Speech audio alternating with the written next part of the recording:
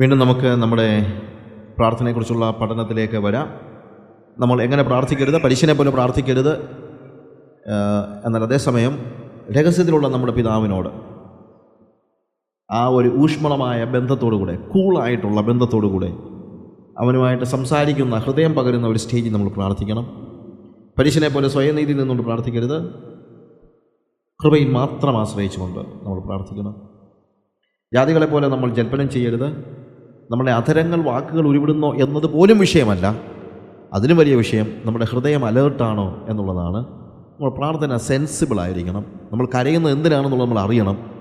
ഹന്നായെ സംബന്ധിച്ചിടത്തോളം അവൾ കരയുന്ന തെറ്റൊന്നുമല്ല, പക്ഷെ കരയുന്നത് എന്തിനാണെന്നുള്ള ബോധ്യം അവൾക്കുണ്ടായിരുന്നു. അതുപോലെ നമ്മൾ പ്രാർത്ഥിക്കുമ്പോൾ നമ്മൾ ദൈവത്തെ ആവശ്യങ്ങൾ അറിയിക്കുന്നു എന്നുള്ളൊരു ധാരണയിൽ നമ്മൾ പ്രാർത്ഥിക്കരുത്. നമ്മുടെ സ്വപ്നങ്ങൾ നിർവഹിക്കാനായിട്ട് ദൈവത്തെ നിർബന്ധിക്കുന്ന ഒരു സ്റ്റേജല്ല പ്രത്യുത. ദൈവത്തിന് നമ്മളെക്കുറിച്ചുള്ള സ്വപ്നങ്ങൾ എന്താണെന്ന് തിരിച്ചറിഞ്ഞ് അതിനുവേണ്ടി നമ്മളെ ഒരുക്കാനാണ് വാസ്തവത്തിൽ പ്രാർത്ഥന. ദൈവത്തിന് നമ്മളെക്കുറിച്ചൊരു സ്വപ്നമുണ്ട്.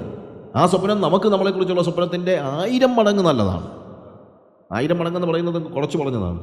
That is the best. കാര്യം അതിനപ്പുറത്തൊരു നമുക്ക് അതിനപ്പുറത്തൊന്നും ആകാൻ കഴിയത്തില്ല, അതിൻ്റെ ആവശ്യവുമില്ല. എന്നാൽ അതിനുള്ള മെച്യൂരിറ്റി മാനുഷികമായി നമുക്കില്ല. അതുകൊണ്ടാണ് പ്രാർത്ഥന ആവശ്യമാകുന്നത്. കാര്യം പ്രാർത്ഥനയിൽ എന്താ സംഭവിക്കുന്നത്? ദൈവം നമ്മളെ പണിയാണ്. എന്തിനു വേണ്ടി? ദൈവത്തിൻ്റെ സ്വപ്നത്തിനനുസരിച്ച് നമ്മളായിത്തീരേണ്ടതിന് ദൈവം നമ്മളെ പണിയുകയാണ്. അപ്പോൾ പ്രാർത്ഥനയിൽ നമ്മൾ മനസ്സിലാക്കുകയാണ് എന്നെക്കുറിച്ചുള്ള ദൈവോദ്ദേശം എന്താണ്. അതിനനുസരിച്ച് നമ്മളെ തന്നെ പണിയാനായിട്ട് നമ്മൾ ദൈവത്തിന് ഏൽപ്പിച്ചു കൊടുക്കുകയാണ്. ജാതികളെപ്പോലെ നിങ്ങൾ വിചാരപ്പെടരുത് എന്ന് കർത്താവ് കൃത്യതയോടുകൂടെ പറയുന്നു. നമ്മുടെ ആവശ്യങ്ങൾ എന്താണെന്നുള്ള കർത്താവിന് തീർച്ചയായിട്ടും അറിയാം. അങ്ങനെ അറിയാമെന്നുള്ള ബോധ്യമുണ്ടെങ്കിൽ പിന്നീട് നമ്മൾ വിചാരപ്പെടുകയില്ല. വിചാരപ്പെടേണ്ട ഗുണമൊന്നുമില്ല, വിചാരപ്പെടേണ്ട കാര്യമില്ല. അവനിൽ ആശ്രയിച്ചാൽ മാത്രം മതി. വിചാരങ്ങളുടെ അല്ലെങ്കിൽ കെയർ, അതിൻ്റെ അവസാനമാണ് ശരിക്കും പ്രാർത്ഥന. Care vanishes when prayer starts. Care vanishes when prayer starts. പ്രാർത്ഥന തുടങ്ങുമ്പോൾ തന്നെ നമ്മുടെ വറീസ് അവസാനിക്കുകയാണ്. ഫിലിപ്പിയ ലേഖനം 4-ാം അധ്യായത്തിൻ്റെ 6-7 വാക്യങ്ങൾ വായിക്കുമ്പോൾ, ഫിലിപ്പിയ ലേഖനം 4-ാം അധ്യായത്തിൻ്റെ 6-7 വാക്യങ്ങൾ വായിക്കുമ്പോൾ, have no anxiety about anything but in everything by prayer and supplication with thanksgiving let your request be made known to God, and the peace of God which passeth all understanding will keep your hearts and your minds in Christ Jesus. നോക്കുക, ഒന്നിനെക്കുറിച്ചും വിചാരപ്പെടരുത്. അതിന് പകരം എന്താ ചെയ്യേണ്ടത്? പ്രാർത്ഥനയാലും അപേക്ഷയാലും നിങ്ങളുടെ ആവശ്യങ്ങൾ സ്തോത്രത്തോടുകൂടെ അറിയിക്കുക. Contrast പറയുകയാണ്. വിചാരപ്പെടുന്നവൻ ശരിക്കും എന്ത് ചെയ്യുന്നില്ല? പ്രാർത്ഥനയിൽ സ്തോത്രം കരയറ്റുന്നില്ല. താങ്ക്സ് ഗിവിങ് ഇല്ല അവന്. When you give thanks that means there is no worry. നമ്മുടെ കെയർസ് എല്ലാം പോകുകയാണ്. വറി ആൻഡ് ട്രസ്റ്റ്, ഇത് രണ്ടും 2 തലത്തിലാണ് നിൽക്കുന്നത്. If you worry you do not trust. If you trust you do not worry. നമുക്ക് കെയർസ് ഉണ്ടെങ്കിൽ, അല്ലെങ്കിൽ എന്താണ്, നമുക്ക് ആകുലതകൾ ഉണ്ടെങ്കിൽ അതിൻ്റെ അർത്ഥം നമ്മൾ ശരിയായിട്ടും എന്ത് ചെയ്യുന്നില്ല? ആശ്രയിക്കുന്നില്ല എന്നുള്ളതാണ്. നിങ്ങൾ ആകുലപ്പെടരുത്. Do not have anxiety about anything. അത് ഒന്നിനെക്കുറിച്ചും നിങ്ങൾ വിചാരപ്പെടരുത്. എന്താണ്? In everything by prayer and supplication with thanksgiving ഗിവിങ് ടു ഗാഡ്. നമ്മൾ ജസ്റ്റ് ഒന്ന് പോയി പറഞ്ഞാൽ മതി എന്നാണ് പറയുന്നത്. അല്ലാതെ വേറെ ഒന്നുമല്ല. നിങ്ങൾ കരഞ്ഞ് പ്രാർത്ഥിപ്പീൻ, അല്ലെങ്കിൽ നിങ്ങൾ പിടിച്ചു വെച്ച് പ്രാർത്ഥിക്കൊന്നുമില്ല. നിങ്ങൾ കൂടുതൽ സമയം പ്രാർത്ഥിച്ചോ, പക്ഷേ പ്രാർത്ഥിക്കുന്നത് ആങ്ഷ്യസ് പ്രയർ ആയിരിക്കരുത്. അതാണ് നമ്മുടെ ഒരു വലിയ പ്രശ്നം. പലപ്പോഴും നമ്മളുടെ പ്രാർത്ഥനകൾ വിചാരത്തോടു കൂടിയ പ്രാർത്ഥനയാണ്. ഞാൻ പറഞ്ഞാൽ മനസ്സിലാകുന്നുണ്ടോ? നമ്മൾ പ്രാർത്ഥിക്കാൻ തുടങ്ങുമ്പോൾ തന്നെ കർത്താവേ എനിക്കറിയത്തില്ല എന്തോ സംഭവിക്കുമെന്ന്, കർത്താവേ ഞാൻ ഭാരപ്പെടുന്ന, കർത്താവേ ഞാൻ വിഷമിക്കുന്ന, കർത്താവേ എന്താ കർത്താവേ ഇങ്ങനെ സംഭവിക്കും എനിക്കറിയില്ല. ഇതൊരു ക്രിസ്ത്യൻ പ്രയർ അല്ല, ഇത് ജാതികളുടെ പ്രാർത്ഥനയാണ്. ക്രിസ്തീയ പ്രാർത്ഥന അതല്ല. കർത്താവേ എല്ലാ സാഹചര്യങ്ങൾക്കും അപ്പുറത്ത് നീ പ്രവർത്തിക്കുന്നത് ഓർത്ത് ഞാൻ നിനക്ക് സ്തോത്രം ചെയ്യുന്ന കർത്താവേ. I don't care what happens because I know you lives. നീ ജീവിക്കുന്നു, അതുകൊണ്ട് എനിക്ക് യാതൊരു കാര്യത്തെക്കുറിച്ചും പ്രയാസമില്ല കർത്താവേ എന്ന് പറയുന്നതാണ് ക്രിസ്തീയ പ്രാർത്ഥന. അവിടെ താങ്ക്സ് ഗിവിംഗ് ആണ്. അവിടെ വറി അല്ല മുന്നേ നിൽക്കുന്നത്. എന്താണ്? സ്തോത്രമാണ്, നന്ദിയാണ്. ഫ്രാൻസിസ് ഷെഫറിൻ്റെ ഒരു പ്രധാനപ്പെട്ട വാചകം ഞാൻ ഒത്തിരി സ്റ്റേജസിൽ പറഞ്ഞിട്ടുണ്ട്. ചില കാര്യങ്ങൾ നമ്മൾ എവിടെയും പറയണമല്ലോ, അത് മറ്റൊന്നുമല്ല, ഒറ്റ വാക്കാണ് എന്നെ ഒത്തിരി സ്വാധീനം. ഞാൻ 84 ഫ്രാൻസിസ് ഷെഫറിൻ്റെ 82 ഫ്രാൻസിസ് ഷെഫറിൻ്റെ ട്രൂ സ്പിരിച്വാലിറ്റി എന്ന് പറയുന്ന പുസ്തകം വായിക്കുക. അതിനകത്ത് ഒറ്റ വാക്ക്, when you are thankful you are spiritual. നന്ദിയുള്ളവനായിരിക്കുമ്പോൾ നിങ്ങൾ ആത്മീകനാണ്. ഫിനിഷ്. എത്ര സിമ്പിളായിട്ടുള്ള ഒരു സെൻറ്റൻസാണ് അത്. When you are thankful you are spiritual. നമ്മൾ ദൈവസന്നിധിയിൽ താങ്ക്ഫുൾ ആകുമ്പോഴാണ് നമ്മുടെ പ്രാർത്ഥന ആത്മീയ പ്രാർത്ഥനയാകുന്നത്. അവിടെ കെയർസ് ഇല്ല. അതുകൊണ്ടാണ് ഞാൻ പറഞ്ഞത് CARES vanishes when prayer starts. പ്രാർത്ഥന തുടങ്ങുമ്പോൾ നമ്മുടെ ആകുലതകൾ ഇല്ലാതെയായി പോകുന്നു.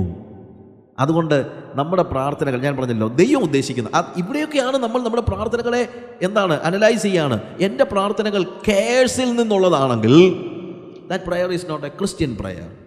നിങ്ങൾ എല്ലാത്തിനും ഒന്നിനെക്കുറിച്ചും വിചാരപ്പെടരുത്. വിചാരത്തോടു കൂടിയ പ്രാർത്ഥന ജാതീയ പ്രാർത്ഥനയാണ്.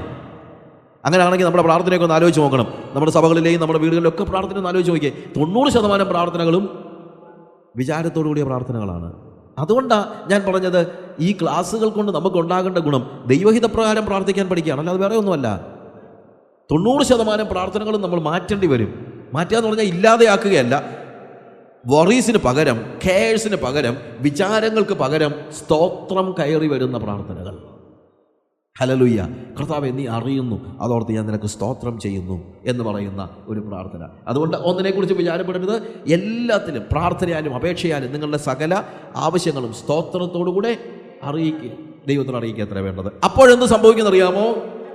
നോക്കുക, എന്തൊരു സ്വീറ്റായിട്ടാണ് അത് എഴുതിയിരിക്കുന്നത്.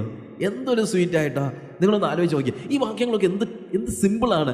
നിങ്ങൾ കെയർസ് കളഞ്ഞിട്ട് സ്തോത്രം ചെയ്തു കഴിഞ്ഞാൽ സകല ബുദ്ധിയെയും കവിയുന്ന സമാധാനം നിങ്ങളുടെ ഹൃദയങ്ങളെ നിലവുകളെയും ക്രിസ്തുവേശുവിൽ എപ്പോഴും കാക്കും. നോക്കുക, സിമ്പിളായിട്ട് പറഞ്ഞിരിക്കുകയാണ്. കെയർസ് പോയിട്ട് സമാധാനം ഉണ്ടാകും.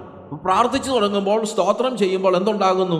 സമാധാനം ഉണ്ടാകുന്നു. സാഹചര്യം മാറുകയല്ല, പ്രാർത്ഥിക്കുമ്പോഴും നമുക്കറിയത്തില്ല എന്താ സംഭവിക്കാൻ പോകുന്നതെന്ന്. അങ്ങനെയാണെങ്കിൽ സകല ബുദ്ധിയെയും കവിയുന്നതെന്ന് പറയേണ്ട കാര്യമില്ല. ഉണ്ടോ? സകല ബുദ്ധിയെയും കവിയുന്നതെന്ന് പറഞ്ഞാൽ എന്താ? ബുദ്ധിപരമായി നോക്കിക്കഴിഞ്ഞാൽ യാതൊരു സമാധാനത്തിനും മാർഗമില്ല. പക്ഷേ നമ്മുടെ മനസ്സിൽ ഭയങ്കര സമാധാനം. എന്തോ സംഭവിക്കുന്നതെന്ന് ഒരു പിടിയില്ല. എന്തും സംഭവിക്കാം, പക്ഷെ ഭയങ്കര സമാധാനം. ഹല്ലേലൂയ. അതാണ് വാസ്തവത്തിൽ ക്രിസ്തീയ പ്രാർത്ഥനയുടെ പ്രത്യേകത. അപ്പോഴാണ് സ്തോത്രം ചെയ്യാൻ കഴിയുന്നത്. ഞാൻ അധികം ഉള്ളിടത്തൊന്നും പറഞ്ഞിട്ടുള്ളതല്ല. ഒറീസായി ഞാനും ജെസിയും പിള്ളേരും എല്ലാം ഉണ്ടായിരുന്ന ഒരു വണ്ടി കുറച്ച് ഫെനാറ്റിക്സ് എല്ലാം കൂടി തല്ലിപ്പൊട്ടിച്ചു. അത് കത്തിക്കാൻ പ്ലാൻ ചെയ്തു. എനിക്കാണെങ്കിൽ ഭയങ്കര ക്ഷീണമാണ്. ഞാൻ അതിൻ്റെ പുറകിലിരിക്കുക. ഡ്രൈവ് ചെയ്തുകൊണ്ടിരിക്കുന്ന സഹോദരൻ ചോദിച്ചു, വെച്ചാൽ നമ്മൾ എന്തോ ചെയ്യുന്നത്? ഞാൻ പറഞ്ഞു, നമ്മളൊന്നും ചെയ്യാൻ വന്നതല്ല, അവരല്ലയോ ചെയ്യാൻ വന്നത്. നമ്മൾ പോകാനല്ലേ വന്നത്. നമ്മളെന്തിനു വന്നതാ? നമ്മളൊന്നും ചെയ്യാൻ വന്നതല്ല, നമ്മൾ പോകാൻ വന്നതാണ്. ഇപ്പം നമുക്ക് എന്ത് ചെയ്യാൻ? അവർ വിടുകയാണെങ്കിൽ പോകും, അല്ലെ പോകത്തില്ല, അത്രേ ഉള്ളൂ. ഞാൻ ഇച്ചിരി നേരം ഇരുന്ന് ഉറങ്ങി. അവിടെ 70 പേര് വണ്ടിക്ക് ചുറ്റും വണ്ടി കത്തിക്കാൻ നോക്കി നിൽക്കുക. ഞാൻ സുഖമായിട്ട് കിടന്നുറങ്ങി. അല്ലാതെ എന്തോ ചെയ്യാനാ? ഞാൻ കരഞ്ഞ പ്രയോജനമുണ്ടോ? ഞാൻ എന്ത് പ്രയോജനമാണ്? വറി ചെയ്തിട്ട് വല്ല കാര്യമുണ്ടോ? പിന്നെ ഉറങ്ങാൻ കിട്ടുന്ന സമയമില്ലേ? സുഖമായിട്ട് കത്തിക്കുകയാണെങ്കിൽ ഉറക്കത്തിലങ്ങാണെങ്കിൽ ഒരു കുഴപ്പമില്ലല്ലോ. അവിടെ ബുദ്ധിപരമായി നമുക്ക് ഒരുപക്ഷെ അത് കാര്യം മനസ്സിലാക്കാൻ ബുദ്ധിമുട്ടായിരിക്കും. പക്ഷേ സകല ബുദ്ധിയെയും കവിയുന്ന സമാധാനം നമ്മുടെ ജീവിതത്തിൽ നാളെ എങ്ങനെയാണ് നമ്മുടെ പിള്ളേരുടെ ഫീസ് കൊടുക്കുന്നതെന്ന് ഒരുപക്ഷെ അറിയത്തില്ലായിരിക്കും. ഒരുപക്ഷെ നാളെ ജപ്തി വരുമെന്നുള്ളത് അറിയത്തില്ലായിരിക്കും. ബുദ്ധിപരമായി ആലോചിച്ച് കഴിഞ്ഞാൽ ഒരു സമാധാനത്തിന് മാർഗമില്ല. പക്ഷേ കർത്താവിനോട് സ്തോത്രത്തോടുകൂടെ നമ്മളുടെ ആവശ്യങ്ങളെ, എല്ലാ കെയർസിനെയും വിട്ടുകളഞ്ഞ് അറിയിക്കുമ്പോൾ സകല ബുദ്ധിയെയും കവിയുന്ന ദൈവത്തിൻ്റെ സമാധാനം ക്രിസ്തുവേശുവിൽ നിങ്ങളെ കാക്കും. അതെങ്ങനെയാണെന്ന് ചോദിച്ചാൽ അറിയത്തില്ല. അതുകൊണ്ടാണ് സകല ബുദ്ധിയെയും കവിയുന്നെന്ന് പറയുന്നത്. ആളുകൾ ചോദിക്കും, അതെങ്ങനെ സംഭവിക്കും? അതൊന്ന് പറഞ്ഞതാ, പറയാൻ അറിയത്തില്ല. ഇതെങ്ങനെ സംഭവിച്ചു? നീ ഇന്നടത്ത് പോകുമെന്ന് പറഞ്ഞാൽ എങ്ങനെ പോകും? നീ ഒന്ന് പറ. അറിയത്തില്ല. ആളുകൾ എന്തോ ചോദിച്ചാലും നമ്മൾ പറയുന്നത് അതൊന്നും എനിക്കറിയത്തില്ല. ഇതെങ്ങനെ നടന്ന് അറിയത്തില്ല. ഇതിനി നടക്കുമോ അറിയത്തില്ല. ആളുകൾ എന്തോ ചോദിച്ചാലും നമുക്കുള്ള ഉത്തരം എന്താ? ഇത് ബുദ്ധിക്ക് മനസ്സിലാക്കാൻ പറ്റുന്ന കാര്യമല്ല. അതിനപ്പുറത്ത് ദൈവത്തിൻ്റെ സകല ബുദ്ധിയെയും കവിയുന്ന സമാധാനം നമ്മുടെ ഹൃദയങ്ങളിലേക്ക് നിറയുന്നത് അനുഭവിച്ചറിയാൻ കഴിയുന്നത്. അതുകൊണ്ടാണ് പ്രാർത്ഥനയിൽ ആവശ്യമായിരിക്കുന്നത് വറീസ് അല്ല, താങ്ക്സ് ഗിവിങ് ആണ് എന്നുള്ളത് മനസ്സിലാക്കാൻ കഴിയുന്നത്. ചിലപ്പോഴൊക്കെ ഉറങ്ങാതിരുന്ന് പ്രാർത്ഥിച്ചാൽ നല്ലതാണ് കേട്ടോ. ഒരു ദിവസം ഉറങ്ങാതിരുന്ന് പ്രാർത്ഥിച്ചാൽ അനേക ദിവസങ്ങളിൽ സുഖമായിട്ട് ഉറങ്ങാൻ പറ്റും. If you pray for one day, then certainly one night if you are spending time in prayer, I am quite sure you are going to get many nights you can sleep. ഒരു പ്രശ്നമില്ല, നമുക്ക് ഉറങ്ങാൻ കഴിയണം. അത് എപ്പോഴാണ്? Faith ഉണ്ടാകുമ്പോഴാണ്. ഞങ്ങളുടെ ഒരു grand അങ്കിളുണ്ട്. പുള്ളി മലേഷ്യയിലൊക്കെ ആയിരുന്നു. പണ്ട് അദ്ദേഹം ഈ കൃഷിയൊക്കെ ചെയ്തുകൊണ്ടിരുന്ന സമയത്ത് ഒരു കഥ, പുള്ളി ഒത്തിരി തമാശക്കാരനാണ്. ഞങ്ങളുടെ വീട്ടിൽ പുള്ളിയുടെ ഒത്തിരി കഥകൾ ഇങ്ങനെ പറയും, മത്തായിച്ചായൻ എന്ന് പറഞ്ഞു. അപ്പം മത്തായിച്ചായൻ ഈ ഒത്തിരി വാഴക്കൃഷിയൊക്കെ ഉണ്ടായിരുന്നു. ആ വാഴ കൊലയൊക്കെ ആയി വരുമ്പോഴത്തേക്ക് കള്ളന്മാർ കൊണ്ടുപോകാതിരിക്കാൻ ഒരു മാടം കെട്ടി അതിനകത്ത് പോയി കാവൽ കിടക്കും. അപ്പോൾ ഇങ്ങനെ പോയി കാവൽ കിടന്ന് ഉറങ്ങരുതെന്നാ നിയമം. കാര്യം ഉറങ്ങിക്കഴിഞ്ഞാൽ കള്ളന്മാർ വരും. ചെറിയ ഇതല്ല, ഭയങ്കര വലിപ്പമുള്ളതായതുകൊണ്ട് ഇദ്ദേഹം ഉറങ്ങിക്കഴിഞ്ഞാൽ എന്താണെങ്കിലും അടുത്തുനിന്ന് വെട്ടിക്കൊണ്ട് പോയാൽ അറിയത്തില്ല. ഇച്ചിരി വലിപ്പമുള്ള ഒരു ഫാമാണ്.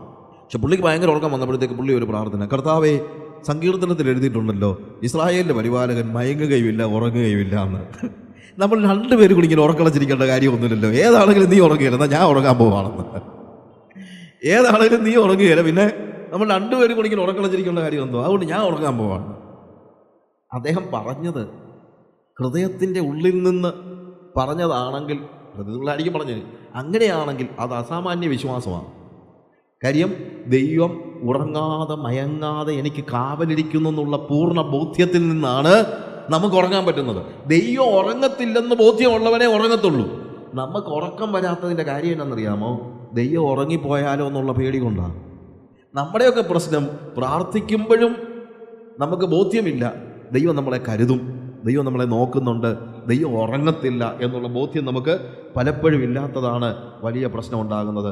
അതുകൊണ്ട് നമ്മൾ തിരിച്ചറിയേണ്ടതായ ഒരു കാര്യം, ജാതികളെ പോലെ വിചാരപ്പെട്ടുകൊണ്ട് പ്രാർത്ഥിക്കരുത്. നമ്മുടെ പ്രാർത്ഥനകൾ ആകുലതയുടെ പ്രാർത്ഥനകളാകാൻ പാടില്ല. നമ്മുടെ പ്രാർത്ഥനകൾ ആശ്രയത്തിൻ്റെ പ്രാർത്ഥനകളായിരിക്കണം. നമ്മുടെ പ്രാർത്ഥനകൾ വിചാരത്തിൻ്റെ പ്രാർത്ഥനകളാകാൻ പാടില്ല.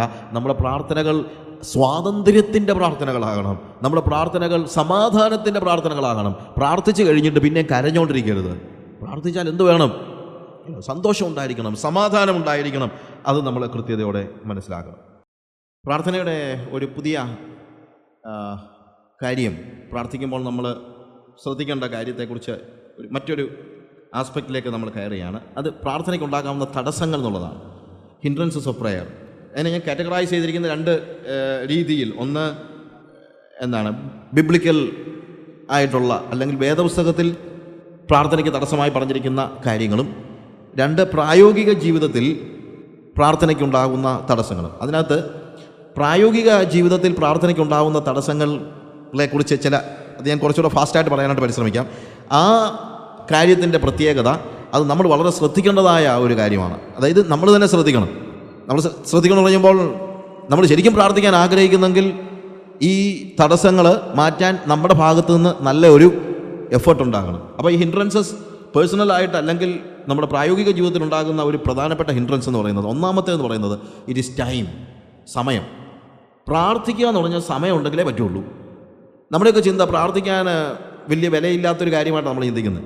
ഇപ്പോൾ ഒരാൾ എൻ്റെ അടുത്ത് ഒരു സഹായത്തിന് വേണ്ടി വരികയാണെന്ന് വയ്ക്കുക. ഒരാൾ വന്നിട്ട് എന്നോട് പറയുകയാണ്, എൻ്റെ കുഞ്ഞ് സുഖമില്ലാതെ കിടക്കുക, എനിക്കൊരു 10,000 രൂപ തരാമോ സാറേ എന്ന് ചോദിക്കുമ്പോൾ ഞാൻ ചിലപ്പോൾ പറയാനുള്ളൊരു സാധ്യതയുണ്ട്. എന്താണെന്നറിയാമോ? ബ്രദറെ, 10,000 രൂപ ഞാൻ എങ്ങനെ തരുന്നത്? പിന്നെ ഞാൻ എന്ത് ചെയ്യാം? ഞാൻ പ്രാർത്ഥിക്കാം. അപ്പോൾ 10,000 രൂപ എനിക്ക് തരാൻ വയ്യാത്തതുകൊണ്ട് ഞാൻ എന്തോ ചെയ്തോളാം? പ്രാർത്ഥിച്ചോളാം. 10,000 രൂപ തരാൻ ഇല്ലാത്തത് കൊണ്ടായിരിക്കത്തില്ല, തരാൻ മനസ്സില്ലാത്തതുകൊണ്ടായിരിക്കും. പക്ഷേ നമ്മൾ ചിന്തിക്കുന്നതെന്ന് ചോദിച്ചു കഴിഞ്ഞാൽ, പ്രയാസമുള്ളത് 10,000 രൂപ കൊടുക്കുന്നതും പ്രയാസം കുറഞ്ഞത് പ്രാർത്ഥിക്കുന്നതുമാണെന്ന്. പക്ഷെ വാസ്തവത്തിൽ അതല്ല. 10,000 രൂപ കൊടുക്കുന്നത് വലിയ പ്രയാസമുള്ള കാര്യമല്ല കയ്യിലുണ്ടെങ്കിൽ. പൈസ കൊടുത്തെന്ന് പറഞ്ഞാൽ ഒന്നും സംഭവിക്കാനില്ല. എന്നാൽ പ്രാർത്ഥിക്കാമെന്ന് പറഞ്ഞു കഴിഞ്ഞാൽ പൈസ അല്ല നമ്മൾ കൊടുക്കേണ്ടി വരുന്നത്, ടൈമാണ്. പ്രാർത്ഥിക്കണമെന്ന് ആവശ്യപ്പെടുന്ന എല്ലാവർക്കും വേണ്ടി പ്രാർത്ഥിക്കാൻ normally people ask us to pray അല്ലേ? സാധാരണ ശുശ്രൂഷയിലുള്ളപ്പോൾ സമയത്തോ അല്ലെങ്കിൽ തന്നെ നമ്മളുടെ ആളുകൾ പറയും പ്രാർത്ഥിക്കണേ. നമ്മളെല്ലാവരും എന്താ പറയും? പ്രാർത്ഥിക്കാം. എല്ലാവരോടും നമ്മൾ പറയുന്ന കാര്യം അതാണ്, പ്രാർത്ഥിക്കാം. അപ്പോൾ നമ്മുടെ മനസ്സിലും നമ്മൾ ആലോചിക്കുന്നില്ല, പ്രാർത്ഥിക്കാൻ ഭയങ്കരമായിട്ടുള്ള വിലയുള്ളൊരു സാധനം കൊടുക്കണം. എന്താണ്? ടൈം. It's very difficult. ഒരു 5,000 10,000 രൂപ കൊടുക്കുകയാണെങ്കിൽ അതുകൊണ്ട് കാര്യം തീർന്നു. പക്ഷേ പ്രാർത്ഥിക്കുക എന്ന് പറഞ്ഞു കഴിഞ്ഞാൽ കൊച്ചു കാര്യമൊന്നുമല്ല. അതിനുവേണ്ടി വി നീഡ് ടൈം. വെറും സമയം മാത്രം പോരാ. Prayer is an outcry of our heart. നമ്മുടെ ഹൃദയത്തിൻ്റെ കരച്ചിലാണ് വാസ്തവത്തിൽ പ്രാർത്ഥന എന്ന് പറയുന്നത്. ആ ഹൃദയത്തിൻ്റെ ആഴത്തിൽ നിന്ന് ഉള്ള ഈ കരച്ചിൽ സംഭവിക്കണമെങ്കിൽ ഹൃദയം അതുമായിട്ട് ഏകീഭവിച്ചേ പറ്റൂ. എൻ്റെ ഒരു സുഹൃത്ത് എൻ്റെ അടുത്ത് വന്നിട്ട് പറഞ്ഞു, അച്ഛാ ഞാൻ വലിയൊരു പ്രെയർ ടവർ പണിയാനായിട്ട് തീരുമാനിച്ചിരിക്കുക. ഞാൻ പറഞ്ഞു, പ്രയർ ടവർ പണിതിട്ട് എന്തെടുക്കാനാ? അത് 24 മണിക്കൂറും പ്രാർത്ഥിക്കാൻ. ഞാൻ പറഞ്ഞ് എന്ത് കാര്യങ്ങൾ ഓരോരുത്തർക്കും നമ്മളെ വിളിച്ചു പറയും, എന്താ പ്രാർത്ഥിക്കണം, അന്നേരമെല്ലാം പ്രാർത്ഥിക്കാനായിട്ട് 24 മണിക്കൂർ പ്രാർത്ഥിക്കാനുള്ള ഒരു പ്രയർ ടവർ. ഞാൻ ചോദിച്ചാൽ ആര് പ്രാർത്ഥിക്കും? സഹോദരിമാർ. ഞാൻ പറഞ്ഞു ഏത് സഹോദരിമാർ? അല്ല, സഹോദരിമാരെ നമ്മളാക്കും പ്രാർത്ഥിക്കാനായിട്ട്. അതായത് സഹോദരിമാർക്ക് ചെലവിന് കൊടുത്ത് പൈസയും കൊടുത്ത് നമ്മൾ അവിടെ ആക്കും. എന്തിനു വേണ്ടിയാണ്? 24 മണിക്കൂറും ഫോണും ലൈനും കൊടുത്തേക്കും. ആരെങ്കിലുമൊക്കെ പ്രാർത്ഥിക്കാനായിട്ട് വിളിക്കും, അന്നേരം പ്രാർത്ഥിക്കാനായിട്ട് സഹോദരിമാരെ ആക്കും. അപ്പം ഞാൻ അദ്ദേഹത്തോട് ചോദിച്ചു, അല്ല, ഈ പ്രാർത്ഥിക്കാൻ നമ്മുടെ മനസ്സിൽ നിന്നൊരു പ്രേരണ ഉണ്ടാകണമല്ലോ, ഒരു ബേർഡൻ. ആ ബേർഡൻ ഉണ്ടാകണമെങ്കിൽ ആ വ്യക്തിയുമായിട്ട് നമുക്ക് എന്തെങ്കിലും ഒരു ബന്ധം ഉണ്ടാകണമല്ലോ. ഇപ്പോൾ ചെങ്ങന്നൂരിൽ നിന്ന് മാത്തുക്കുട്ടി വിളിച്ചിട്ട് പറയുകയാണ്, എനിക്ക് വയറ്റുവേദനയാണ്, പ്രാർത്ഥിക്കണമെന്ന് പറഞ്ഞാൽ ഈ സഹോദരിമാർക്ക് എന്നാ തോന്നാനാണ്? അപ്പോൾ നമ്മൾ എന്ത് ചെയ്യുന്നു? നമ്മൾ ഫോൺ നിർത്തി, കർത്താവേ മാത്തുക്കുട്ടിയുടെ വയറ്റുവേദന മാറ്റണം യേശുവിൻ്റെ നാമത്തിൽ തന്നെ, ആമീൻ എന്ന് പറഞ്ഞാൽ ഉടനെ കർത്താവ് മാത്തുക്കുട്ടിയുടെ വയറ്റുവേദന മാറ്റി കൊടുക്കുക എന്ന് പറഞ്ഞു കഴിഞ്ഞാൽ ഇതെന്നാ മന്ത്രവാദം? എന്തോ ഇത്? അതുമല്ല നടക്കുന്ന കാര്യമാണോ? എന്തുകൊണ്ടാണ് മാത്തുക്കുട്ടിക്ക് വയറ്റുവേദന വന്നെന്ന് തന്നെ നമുക്കറിയത്തില്ല. ചിലപ്പം ദൈവം അവനെ പഠിപ്പിക്കാൻ എന്തെങ്കിലും ഒരു പാഠം കൊടുക്കുന്നതായിരിക്കും. അതോടുകൂടെ അബദ്ധവശാൽ ഈ വയറ്റുവേദന പോയാൽ അവൻ ദൈവത്തിൽ നിന്നൊരു പാഠവും പഠിക്കത്തുമില്ല. ഞാൻ പറഞ്ഞത് വിദൂരത്തിലിരുന്ന് പ്രാർത്ഥിക്കുന്നത് തെറ്റാണെന്നൊന്നുമല്ല. പക്ഷേ പ്രയർ ഈസ് നോട്ട് ജസ്റ്റ് നമ്മൾ ഉദ്ദേശിക്കുന്ന ഒരു സില്ലി കാര്യമൊന്നുമല്ല. പ്രാർത്ഥിക്കണമെങ്കിൽ പ്രാർത്ഥിക്കാനുള്ള ഒരു ബേർഡൻ ഉണ്ടാകണം. പ്രാർത്ഥിക്കണമെങ്കിൽ അതിനുള്ള സമയം വേണം. We need to spend time, we need to give our heart for that. നമ്മുടെ ഹൃദയം അതിനുവേണ്ടി കൊടുക്കണം. ദൈവികമായി നമ്മൾ അതിനുവേണ്ടി ഒരുങ്ങണം. അല്ലാതെ മാസം 1500 രൂപ കിട്ടും, കഴിക്കാനും കിട്ടും, എന്നാൽ പ്രാർത്ഥിക്കാമെന്ന് പറയുമ്പോൾ പ്രാർത്ഥിക്കുന്നതല്ല പ്രാർത്ഥന. Prayer is a costly affair. പ്രാർത്ഥന എന്ന് പറയുന്നത് വളരെ വിലയേറിയതായ ഒരു കാര്യമാണ്. അത് നമ്മൾ തിരിച്ചറിയണം. അതിനകത്ത് ഏറ്റവും പ്രാധാന്യം അർഹിക്കുന്നത് ടൈമാണ്. ഇനിയിപ്പോൾ എല്ലാവർക്കും വേണ്ടി പ്രാർത്ഥിക്കുന്ന പോട്ടെ, എനിക്ക് തന്നെയാണെങ്കിലും നമുക്ക് ഓരോരുത്തർക്കും നമ്മുടെയൊക്കെ ഒരു പ്രോബ്ലം, നമ്മൾ ഭയങ്കരമായിട്ട് ബിസി ആകുകയാണ്. നമ്മുടെ ഡയറി എല്ലാം ഫുള്ളാണ്. ഒരു ദൈവദാസൻ ഇതുപോലെ പറഞ്ഞു, അദ്ദേഹത്തിനെ സ്നേഹിക്കുന്ന ഒരാൾ പറഞ്ഞു, നീ ഏറ്റവും കൂടുതൽ ശ്രദ്ധിക്കേണ്ടത് എപ്പോഴാണെന്ന്, be careful not to have a full diary and an empty heart. നമ്മുടെയൊക്കെ പ്രശ്നം എന്നറിയാമോ? നമ്മൾ ആരെങ്കിലും വലിയ വലിയ ആളുകളെ ടെലിഫോൺ ചെയ്യുമ്പോൾ തന്നെ അവർ പറയുന്നതെന്നറിയാമോ? ബ്രദറെ 2014 നോക്കാം, അതുവരെയുള്ള എല്ലാ ഡേറ്റും ഫുള്ളാണ്. 2014 വരെ ഡയറി എല്ലാം ഫുള്ളാക്കിയിട്ടിരിക്കുകയാണ്. ഇനി കർത്താവ് വന്നാലും ആ ഡയറിയിലൊരു ഡേറ്റ് ബാക്കിയില്ല. അപ്പോൾ നമ്മൾ എന്ത് ചെയ്യുന്നു? നമ്മൾ ദൈവത്തിന് അവൈലബിൾ അല്ലാതെ ആയി പോകുന്നു. ബിസി ലൈഫ് വരുമ്പോഴത്തേക്ക് ഉണ്ടാകുന്ന ഏറ്റവും വലിയ പ്രശ്നം എന്താണെന്നറിയാമോ? നമ്മൾ ജനങ്ങൾക്ക് അവൈലബിൾ ആകുന്നു എന്നാണ് നമ്മുടെ ചിന്ത. ജനങ്ങൾക്ക് അവൈലബിൾ ആകുന്നു, പക്ഷേ ദൈവത്തിന് അവൈലബിൾ ആകുന്നില്ല, അല്ലാതായി പോകുന്നു. ബോൺ കാർലോസ് ഓർട്ടിസിൻ്റെ ഡിസൈപ്പിൾഷിപ്പ് എന്ന് പറയുന്ന പുസ്തകത്തിൽ അദ്ദേഹത്തിൻ്റെ ജീവിതത്തിൽ സംഭവിച്ച ഒരു കാര്യത്തെക്കുറിച്ച് പറയുന്നുണ്ട്. അത് മറ്റൊന്നുമല്ല, ബ്യൂണസ് ഐറസിലെ ഒരു സഭയിൽ 400 വിശ്വാസികളുള്ള ഒരു സഭയിലേക്ക് ഇദ്ദേഹം പാസ്റ്ററായി ചെന്നു. 200 വിശ്വാസികളുള്ള സഭയിലേക്ക് ഇദ്ദേഹം പാസ്റ്ററായിട്ട് ചെല്ലുന്നു. ഇദ്ദേഹം പാസ്റ്ററായി 1 കൊല്ലം കഴിഞ്ഞുള്ളൂ സഭ അങ്ങ് വളർന്നു. സഭ വളർന്ന് 200 എന്നുള്ളത് 4000 വിശ്വാസികളായി. എന്ത് ചെയ്യും? 4000 വിശ്വാസികളുള്ള വലിയ ഒരു സഭ നടത്തിക്കൊണ്ട് പോകുക എന്ന് പറഞ്ഞു കഴിഞ്ഞാൽ എന്തോരം ബന്ധപ്പെട്ടാൽ പറ്റും.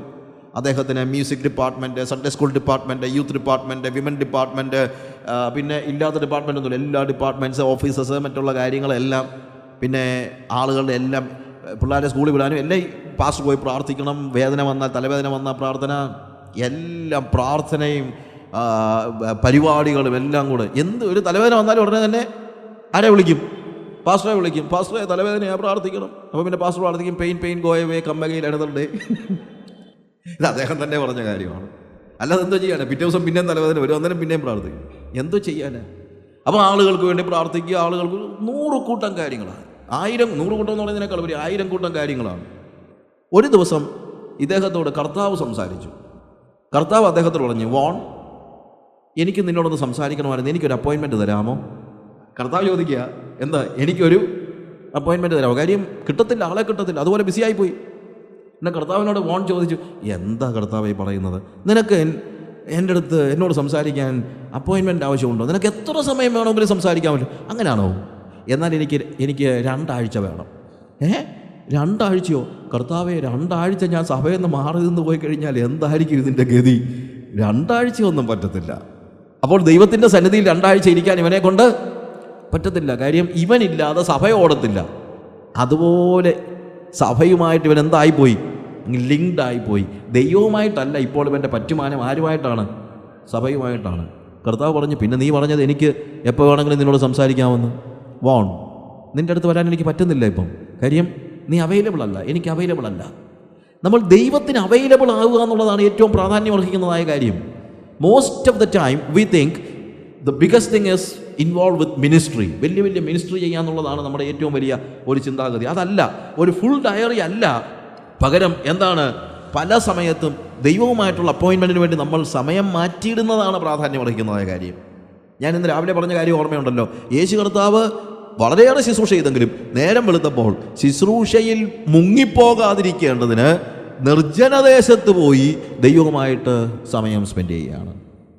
അപ്പോൾ പ്രാർത്ഥനയുടെ ഏറ്റവും വലിയ മുടക്കക്കാരൻ എന്ന് പറയുന്നത് ഇറ്റ് ഈസ് ടൈം. അത് നമ്മൾ മനസ്സിലാക്കരുത്, അത് നമ്മൾ മറന്നു പോകാനായിട്ട് ഇടയാകരുത്. പ്രാർത്ഥിക്കാനായിട്ട് വളരെയേറെ സമയം നമ്മൾ എടുത്തേലേ പറ്റുള്ളൂ. മോസ്റ്റ് ഓഫ് ദ ടൈം അതിനെക്കുറിച്ച് ഒരു ദൈവദാസൻ പറഞ്ഞത്, you will constantly be tempted to spend a great deal of time working in the kingdom and little time waiting on the king. ദൈവരാജ്യത്തിന് വേണ്ടിയുള്ള തത്രപ്പാടിൽ രാജാവിൻ്റെ അടുത്ത് സംസാരിക്കാനോ ഇടപെടാനോ കഴിയാത്ത നിലയിൽ നീ എന്ത് ചെയ്യാൻ സാധ്യതയുണ്ട്? ബിസി ആയി പോകാനുള്ള സാധ്യതയുണ്ട്. സോ പ്രെയറിൻ്റെ ഏറ്റവും വലിയ പ്രത്യേകത എന്താണെന്ന് ചോദിച്ചു കഴിഞ്ഞാൽ അതിനാവശ്യമായിരിക്കുന്നത് സമയമാണ്. ആ സമയം നമ്മൾ സ്പെൻഡ് ചെയ്തേ പറ്റൂ. Make sure that you don't substitute business for blessedness. നമ്മൾ അനുഗ്രഹത്തിന് പകരം തിരക്ക് പിടിച്ച ഒരു നിറഞ്ഞ ജീവിതം, നമ്മുടെ നോട്ടത്തിൽ എല്ലാ നന്മകളും നിറഞ്ഞ ഒരു ജീവിതമല്ല, പകരം ദൈവിക അനുഗ്രഹങ്ങൾ നിറഞ്ഞ ഒരു ജീവിതം. വളരെ ബിസി ആയിട്ടുള്ളൊരു ലൈഫല്ല നമ്മൾ നോക്കേണ്ടത്. അനുഗ്രഹിക്കപ്പെട്ടതായ ഒരു ടൈം നമ്മളതിനെ നോക്കണം, അതിനുവേണ്ടി പരിശ്രമിക്കണം. പല സമയത്തും ഈ അല്ലെങ്കിൽ സമയത്തിൻ്റെ ഒരു പ്രത്യേകത എന്നാന്ന് ചോദിച്ചു കഴിഞ്ഞാൽ അത് മോശപ്പെട്ട കാര്യങ്ങളായിരിക്കത്തില്ല നമ്മളീ തരുന്നത്. അല്ലെങ്കിൽ നമ്മൾ പലപ്പോഴും സ്പെൻഡ് ചെയ്യുന്ന ടൈം മോശപ്പെട്ടതിന് വേണ്ടിയൊന്നും ആയിരിക്കത്തില്ല. അതുകൊണ്ട് നമ്മൾ ചിന്തിക്കും, കുഴപ്പമില്ലല്ലോ, ഞാൻ മോശമായിട്ടൊന്നും സമയം ചിലവഴിച്ചില്ലല്ലോ. പക്ഷേ ബെസ്റ്റായിട്ടുള്ളതിന് വേണ്ടി സമയം പലപ്പോഴും നമുക്ക് ചിലവഴിക്കാൻ കഴിയുന്നില്ല. അപ്പോൾ നല്ല കാര്യങ്ങൾക്ക് വേണ്ടി സമയം സ്പെൻഡ് ചെയ്ത് ദൈവികമായ കാര്യങ്ങൾക്ക് വേണ്ടി സമയം സ്പെൻഡ് ചെയ്യാൻ പലപ്പോഴും നമുക്ക് കഴിയാതെ അത് ടൈം ഒരു വലിയൊരു ഹിൻഡ്രൻസ് ആയിട്ട് നമ്മുടെ ഇടയിലേക്ക് വരാനുള്ള സാധ്യത കൂടുതലാണ്. അതുകൊണ്ട് നമ്മൾ ദൈവത്തിന് അവൈലബിൾ ആകാൻ നമ്മൾ തന്നെ ഒരു പരിശ്രമം ചെയ്തേ പറ്റുള്ളൂ. So the first hindrance to prayer in practical life, it is time. We need to find time. നമ്മൾ സമയം കണ്ടെത്തണം. ജോർജ് മുള്ളറിൻ്റെ കാര്യം നിങ്ങൾക്കറിയാമല്ലോ. He was a man of prayer. അദ്ദേഹം 2000 കുഞ്ഞുങ്ങളുള്ള ഒരു അനാഥശാല നടത്തിയിരുന്നു.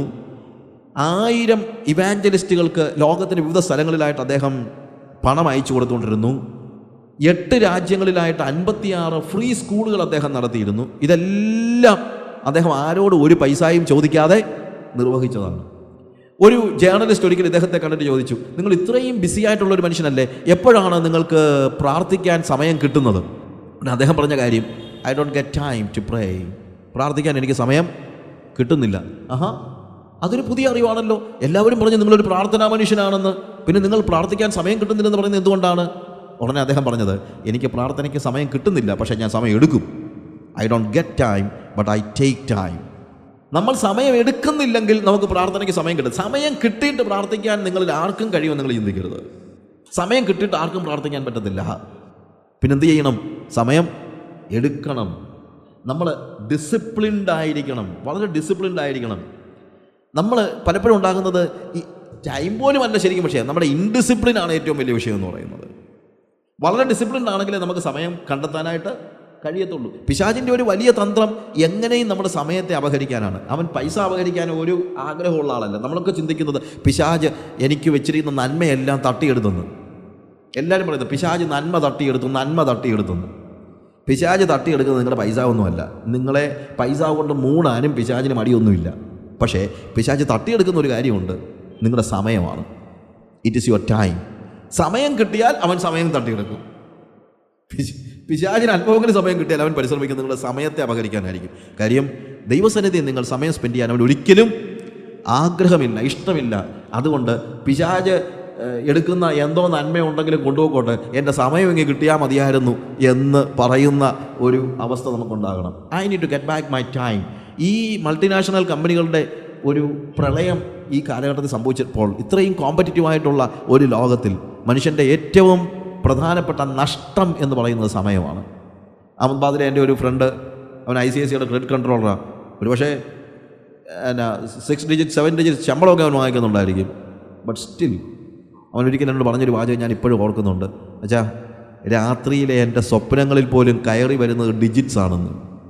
ഉറക്കത്തിൽ സ്വപ്നം കാണുന്നത് നമ്പേഴ്സാണ്. കാര്യം ടാർഗറ്റ് ഫുൾഫിൽ ചെയ്യാനായിട്ട് അതേ ഉള്ളു മനസ്സിൽ. കിടക്കാൻ പറ്റത്തില്ല, ഉറങ്ങാൻ പറ്റത്തില്ല. ഉറക്കത്തിൽ പോലും ഇത് തലേന്ന് പോകത്തില്ല.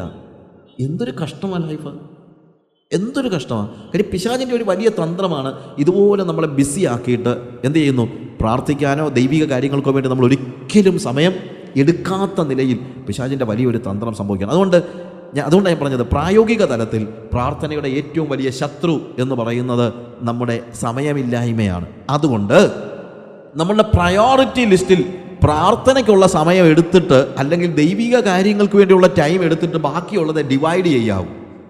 So we need to take time. അതുകൊണ്ടാണ് ജോർജ് മുള്ളർ പറഞ്ഞത്, എന്ത്, I M not getting time but I take time. You need to take time to pray. പ്രാർത്ഥനയ്ക്ക് വേണ്ടി നിങ്ങൾ സമയം എടുക്കണം. അതിനുവേണ്ടി നമ്മൾ ഡിസിപ്ലിൻ ചെയ്യണം. അതിനുവേണ്ടി പല കാര്യങ്ങൾ നഷ്ടമാക്കണം. അതിനുവേണ്ടി പൈസ നഷ്ടമാക്കണം. അതിനുവേണ്ടി ജീവിതത്തിൻ്റെ പല കാര്യങ്ങൾ നിങ്ങൾ ഒഴിവാക്കിയേ പറ്റൂ. പല സൗഹൃദങ്ങൾ ഒഴിവാക്കേണ്ടി വരും. പല ടെലിവിഷൻ, പല എൻ്റർടൈൻമെൻറ്റ്സ് നിങ്ങൾ ഒഴിവാക്കിയേ പറ്റുള്ളൂ. ടെലിവിഷൻ്റെ ഏറ്റവും വലിയ പ്രശ്നം അതിനകത്ത് സിനിമ വരുന്നൊന്നുമല്ല. അതിനകത്ത് സിനിമ വരുന്നുണ്ട്, അത് മോശമാണ്, അത് ശരിയാണ്. പക്ഷേ ടെലിവിഷൻ്റെ ഏറ്റവും വലിയ ദോഷങ്ങളാണെങ്കിലും അതിനെ കാറ്റഗറൈസ് ചെയ്യുമ്പോൾ ഏറ്റവും വലിയ ദോഷം എന്ന് പറഞ്ഞു കഴിഞ്ഞാൽ ഞാൻ പറയുന്നത് എന്നാണെന്നറിയാമോ, നിങ്ങളുടെ സമയം അപഹരിക്കുന്നതാണത്. ബ്രദറെ, ഞാൻ ന്യൂസ് കാണാൻ വേണ്ടി മാത്രമേ ടെലിവിഷൻ ഓൺ ചെയ്യുന്നുള്ളൂ എന്നൊരാൾ പറഞ്ഞു. അയാൾ പറയുന്നത് സത്യമാണെന്ന് വെച്ചു. ഇവിടെ 24 hours അല്ല ന്യൂസ് ചാനൽ. ന്യൂസ് ചാനൽ മാത്രമേ ഉള്ളൂ എന്ന് വെച്ചു. സിനിമ കാണത്തില്ല, സീരിയൽ കാണത്തില്ല, ഒന്നും കാണത്തില്ല. ശരിയാ, ന്യൂസ് ചാനൽ മതിയല്ലോ. 24 hours നമ്മളെ അപഹരിക്കുവാൻ, നമ്മുടെ സമയത്ത് അപഹരിക്കാനായിട്ട് ഒരു ന്യൂസ് ചാനലിന് പോലും കഴിയുമെന്നുള്ളത് അതിനകത്തെ അർത്ഥം ഇല്ലേ? We are losing our time. So the best way, ഏറ്റവും പ്രധാനപ്പെട്ട കാര്യം, ഗിവ് ഇറ്റ് അവേ. ഏറ്റവും പ്രധാനപ്പെട്ട കാര്യം, അതിൻ്റെ പുറകിൽ പോയി കുത്തിപ്പിടിച്ചിരിക്കുന്നത്, നിങ്ങൾ നരകത്തിൽ പോകുന്ന സ്വർഗത്തിൽ പോകുന്ന ഇതൊന്നുമല്ല ചോദ്യം. ടെലിവിഷൻ കണ്ടു കഴിഞ്ഞാൽ ഒരാൾ നരകത്തിൽ പോകുമെന്ന് പറയാനും അല്ല ഞാൻ വന്നത്, അതൊന്നുമല്ല ഇവിടുത്തെ വിഷയം. ബട്ട് ടെലിവിഷൻ നിങ്ങളുടെ സമയം നഷ്ടപ്പെടുത്തുന്ന ഒരു പ്രധാനപ്പെട്ട കാര്യമാണ്, ഒരു പ്രധാനപ്പെട്ട കാര്യം. ഇതൊന്നും ഇല്ലാതിരുന്ന കാലത്ത് എന്തോ സംഭവിച്ചു? ഒന്നും സംഭവിച്ചില്ല. നമ്മുടെ ഒരു തെറ്റിദ്ധാരണയാണ് ഇതൊക്കെ ഇല്ലെങ്കിൽ അങ്ങ് ആകാശം ഇടിഞ്ഞു വീഴുമെന്ന്. ഒന്നുമില്ല, ഒന്നും സംഭവിക്കത്തില്ല. ഞാൻ ബേസിക്കലി പഠിച്ച ജേർണലിസം. എനിക്കാണെങ്കിൽ ഒരു പത്രം വായിച്ചാൽ മതിയാകുന്ന ആളല്ല, ഇപ്പോഴല്ല, പണ്ടത്തെ ഒരു സ്റ്റേജാണ്. കാര്യം ഓരോ പത്രത്തിൻ്റെയും വാർത്തയല്ല ഞാൻ നോക്കുന്നത്, ഓരോ പത്രക്കാരും വാർത്ത എങ്ങനെ വളച്ചൊടിച്ചെന്നാണ് നോക്കുന്നത്. അത് നമ്മുടെ ട്രെയിനിങ് അതാണ്. അപ്പോൾ അതുകൊണ്ട് ഇവൻ എന്നാണ് ഇങ്ങനെ പറയാൻ കാര്യം, ഇതൊക്കെ ആലോചിക്കാൻ വേണ്ടി പല പത്രം വായിക്കും, ഇറങ്ങുന്ന സകല ന്യൂസ് വീക്ക്ലീസും വായിക്കും. അങ്ങനെ ഒരു സമയം എനിക്കുണ്ടായിരുന്നു. പക്ഷേ ഞാൻ പിന്നീട് മനസ്സിലാക്കി, ഇതിനെല്ലാം വളരെ ചെറിയ ഒരു ആയുസേ ഉള്ളൂ. ലോകമുള്ള കാലം മുഴുവൻ ഓർത്തിരിക്കുമെന്ന് പറഞ്ഞിരിക്കുന്ന പല കാര്യങ്ങളും നമ്മൾ നാളെ ഓർക്കത്തില്ല. നൈമിഷികമായ ഒരു ആയുസ് മാത്രമേ ഇതുള്ളൂ. അതുകൊണ്ട് ഞാൻ പതിയെ ആ കാര്യങ്ങളിൽ നിന്നൊക്കെ പിന്മാറി. അത്യാവശ്യം ന്യൂസ് വല്ലതും കണ്ടില്ല, ഒന്നും സംഭവിക്കത്തില്ല. ഞാൻ കുറച്ച് നാൾ മുമ്പ് ഒറീസയിലെ ഒരു സ്ഥലത്ത് ടെലിഫോണില്ല, ഇലക്ട്രിസിറ്റി ഇല്ല, TV ഇല്ല, ഒന്നുമില്ലാത്തൊരു സ്ഥലത്ത് 2 മാസം പോയി താമസിച്ചു. 2 മാസം പോയി താമസിച്ചിട്ട് തിരിച്ചു വന്ന സമയത്ത് പത്രം ഇങ്ങനെ നോക്കിയപ്പോൾ ഞാൻ അതിനകത്ത് ഒരു ന്യൂസ് കണ്ടു. AK ആൻ്റണിയുടെ സുരക്ഷാ കാരണങ്ങളാൽ അടുത്ത് താമസിക്കുന്ന മറ്റ് MP-മാർക്കൊക്കെ അങ്ങോട്ടും ഇങ്ങോട്ടും ഇറങ്ങാൻ പ്രയാസമാണെന്ന്. അപ്പം ഞാൻ ചിന്തിച്ചു, ഇയാൾക്ക് എന്നാ പറ്റി? ഇയാൾക്ക് നേരത്തെ ഇങ്ങനത്തെ കുഴപ്പമൊന്നും ഇല്ലായിരുന്നല്ലോ, ഇയാളെന്തോ ഇത്രയും വലിയ സെക്യൂരിറ്റി? അന്നേരം ആരാണ്ട് പറഞ്ഞു, അയ്യോ പുള്ളി ഇപ്പോൾ കേന്ദ്ര പ്രതിരോധ മന്ത്രിയാണെന്ന്. അപ്പം ഞാൻ ഒരു കാര്യം മനസ്സിലാക്കി, ഞാൻ TV കണ്ടില്ലെങ്കിലും ഞാൻ പത്രം വായിച്ചില്ലെങ്കിലും പ്രതിരോധ മന്ത്രി ആകേണ്ടവനൊക്കെ ആയിക്കോളും. ഇപ്പം ഞാൻ കണ്ടില്ലെന്ന് വെച്ചപ്പോൾ AK ആൻ്റണിക്ക് എന്തെങ്കിലും പറ്റിയോ? ഒന്നും പറ്റില്ല. എനിക്ക് ഏതാണ്ട് പറ്റിയോ? എനിക്കും ഒന്നും പറ്റിയില്ല. പിന്നെ എന്താ ഇത്ര വലിയ ചാകാൻ തുടങ്ങുന്ന കാര്യം? പക്ഷേ ആ 2 മാസം TV കാണാഞ്ഞതുകൊണ്ട് ദൈവസന്നിധി സമയം സ്പെൻഡ് ചെയ്യാൻ പറ്റി. ആ 2 മാസം പത്രം വായിക്കാത്തതുകൊണ്ട് എനിക്കൊന്നും സംഭവിച്ചില്ല. അതുകൊണ്ട് വേദോസം വായിക്കാൻ പറ്റി ഇല്ലേ? ഞാൻ പറഞ്ഞ പത്രം വായിക്കുന്നതോ TV കാണുന്നതോ അല്ല അതിനകത്തെ വിഷയം. ബട്ട് അത് നമ്മുടെ സമയത്തെ അപഹരിച്ച് കളയുന്നതാണ്. അതുകൊണ്ട് പ്രാർത്ഥനയുടെ ഏറ്റവും വലിയ ഹിൻഡ്രൻസ് എന്ന് പറയുന്നത് സമയമാണ്. ആ സമയം നമുക്ക് എടുക്കണമെങ്കിൽ നമ്മൾ ഡിസിപ്ലിൻഡ് ആയിരിക്കണം. ക്രിസ്ത്യാനിറ്റിയെക്കുറിച്ച് നമ്മൾ പലപ്പോഴും എന്താണെന്നറിയാം, വളരെ സോഫ്റ്റായിട്ടാണ് ചിന്തിക്കുന്നത്. It is like a hospital. മുറിവേൽക്കുന്ന അല്ലെങ്കിൽ വേദനയുള്ളവനും മുറിവുള്ളവനും എല്ലാം വന്ന് കിടക്കാൻ പറ്റുന്ന ഒരു ഹോസ്പിറ്റലായിട്ടാണ് നമ്മൾ ചർച്ചിനെ അല്ലെങ്കിൽ ക്രിസ്ത്യാനിറ്റിയെ ചിന്തിച്ചിരിക്കുന്നത്. അതുകൊണ്ട് വേദനപ്പെടുന്നവനെ, പ്രയാസപ്പെടുന്നവരെ, കഷ്ടമനുഭവിക്കുന്നവരെ വാ എന്ന് നിന്നെ ചികിത്സിച്ചുകൊണ്ടിരിക്കാം. അതുകൊണ്ടാണ് pain go away come again another day, മറ്റന്നാളും ഓരോ ദിവസവും നമുക്കിങ്ങനെ എന്താണ് ഒരു ഡോക്ടറെ പോലെ ഇങ്ങനെ ഓടി നടന്ന്, അല്ലെങ്കിൽ നേഴ്സിനെ പോലെ ശുശ്രൂഷിച്ച് എല്ലാവരും പ്രതീക്ഷിക്കുന്നതാണ്. ചർച്ചിൽ നിന്ന് ഒരാൾ പ്രതീക്ഷിക്കുന്നത് എന്താണ്? എപ്പോഴും സേവനം കിട്ടിക്കൊണ്ടേയിരിക്കണം, എപ്പോഴും, ഇല്ലേ? പക്ഷെ Christianity is not a hospital, it is a military barrack. അതൊരു our church is not just like a hospital, it is a military church. അത് അവിടെ നമുക്ക് ആവശ്യമുള്ള ഡോക്ടർ അല്ല, ഒരു മേജർ സർജൻ്റാണ്. ഡിസിപ്ലിനാണ്. ഡിസിപ്ലിൻ ഇല്ലാതെ ഒരു കാര്യവും നടക്കത്തില്ല. ക്രിസ്ത്യൻ ലിവിങ്ങിൻ്റെ അതുകൊണ്ടാണല്ലോ ഈ ഡിസിപ്ലിൻ ആവശ്യമുള്ളത് കൊണ്ടാണ് ഡിസൈപ്പിൾഷിപ്പാണ് ക്രിസ്ത്യാനിത്വത്തിൻ്റെ അടിസ്ഥാന ഘടകം. Discipleship. So we need discipline. അല്ലാതെ we should not yield to temptation, we should yield to God. ദൈവത്തിനാണ് നമ്മുടെ ടെംപ്റ്റേഷൻസിനല്ല. കർത്താവെ ഒത്തിരി പരീക്ഷണമായിപ്പോയി, എന്നോട് ക്ഷമിക്കണം, ഞാൻ ഇതിനകത്ത് വീണുപോയി എന്നും വന്ന് പറയാൻ വേണ്ടിയുള്ളതല്ല. We need to yield to God. ദൈവത്തിന് നമ്മളെ തന്നെ yield ചെയ്യുന്ന, അല്ലെങ്കിൽ ദൈവത്തിന് നമ്മളെ തന്നെ ഏൽപ്പിച്ചു കൊടുക്കുന്ന, ദൈവം നമ്മളെ പണിയുന്ന ഒരു സ്റ്റേജ്, അതാണ് നമുക്ക് ഉണ്ടാകേണ്ടത്. അതുകൊണ്ട് നമ്മളുടെ ക്രിസ്തീയ വളർച്ചയുടെ ഏറ്റവും, നമ്മളെപ്പോഴും പറയും, എന്തോ പറയാനാ ബ്രദറെ, ഞാനിങ്ങനെ എൻ്റെ സർക്കംസ്റ്റാൻസസ് ഒക്കെ ഇങ്ങനെ ആയിപ്പോയി, അറിയത്തില്ലേ, ഞാൻ ഈ ജോലിക്ക് കയറിയിട്ട് ഇപ്പോൾ 1.5 മാസമേ ആയുള്ളൂ, അവർ പിരിച്ചു വിട്ടാൽ അറിയാൻ പറ്റും, ഇപ്പോൾ റിസഷൻ്റെ ടൈമല്ലേ, അതല്ല ഇതല്ല, പിരിച്ചു വിട്ടാൽ പോട്ടെന്ന് നോക്കണം. അതിനെ അത് നമുക്ക് വയ്യാത്തത് കൊണ്ടാണ്, നമുക്ക് ദൈവത്തിൽ ആശ്രയമില്ലാത്തതുകൊണ്ടാണ് പലപ്പോഴും നമ്മളിങ്ങനെ എന്താണ് വളരെ സോഫ്റ്റായിട്ട് ഇടപെടുന്നത്. നോ, നമ്മുടെ the biggest enemy is not circumstances, it is indiscipline. ചർച്ചിൻ്റെ ഏറ്റവും വലിയ എനിമി എന്ന് പറയുന്നത്, ക്രിസ്തീയ ജീവിതത്തിൻ്റെ എനിമി എന്ന് പറയുന്നത് ശരിക്കും പറഞ്ഞാൽ സാഹചര്യങ്ങളല്ല, പ്രത്യുത നമ്മളുടെ ഇൻഡിസിപ്ലിനാണ്, നമ്മളുടെ ശിക്ഷണമില്ലായ്മയാണ്. We need to be discipline, we need to find time. നിങ്ങളതൊന്ന് പ്രാക്ടീസ് ചെയ്ത് നോക്കുക, ദൈവം തീർച്ചയായിട്ടും ആ കാര്യത്തെ നിങ്ങളെ സഹായിക്കും. So the first hindrance to prayer, it is time. അതിനുള്ള റിമഡി എന്താണ്? ഡിസിപ്ലിൻ. അത് ഹിൻഡ്രൻസ് മാത്രം പഠിച്ചുകൊണ്ട് കാര്യമില്ലല്ലോ, അതിന് നമുക്ക് എങ്ങനെ മറികടക്കാൻ കഴിയും? നമ്മൾ ടൈം എടുക്കണം. We need to find time. We need to take time. നമ്മൾ സമയം എടുക്കുന്നവരായിരിക്കണം. അടുത്തത്, ഈ പ്രാർത്ഥനയെ തടസ്സപ്പെടുത്തുന്ന അല്ലെങ്കിൽ മറ്റൊരു തടസ്സം നമ്മുടെ ഫീലിങ്സ് ആണ്. നമ്മുടെ ഫീലിങ്സ് പലപ്പോഴും ഉണ്ടാകുന്നൊരു പ്രശ്നം, പ്രാർത്ഥിക്കണമെന്നൊക്കെ ഉണ്ട്, പക്ഷേ പ്രാർത്ഥിക്കാൻ അങ്ങോട്ട് തോന്നുന്നില്ല. I don't feel to pray sometimes. ശരിയല്ലേ ഞാൻ പറയുന്നത്? Am I right? ഫീലിംഗ്. അപ്പോൾ നമ്മളെന്താ പറയുന്നത്? ഇവിടെ പ്രാർത്ഥിക്കണമെന്നുണ്ടായിരുന്നു, ഇന്ന് അതിനുള്ളൊരു മൂഡില്ല, പ്രാർത്ഥിക്കാനുള്ള ഒരു മൂഡ് ഇല്ല, അല്ലെ പ്രാർത്ഥിക്കാൻ കഴിയുന്നില്ല. എന്നാൽ ഒരു കാര്യം മനസ്സിലാക്കണം, prayer doesn't blossom in the area of feeling, but in the area of our will.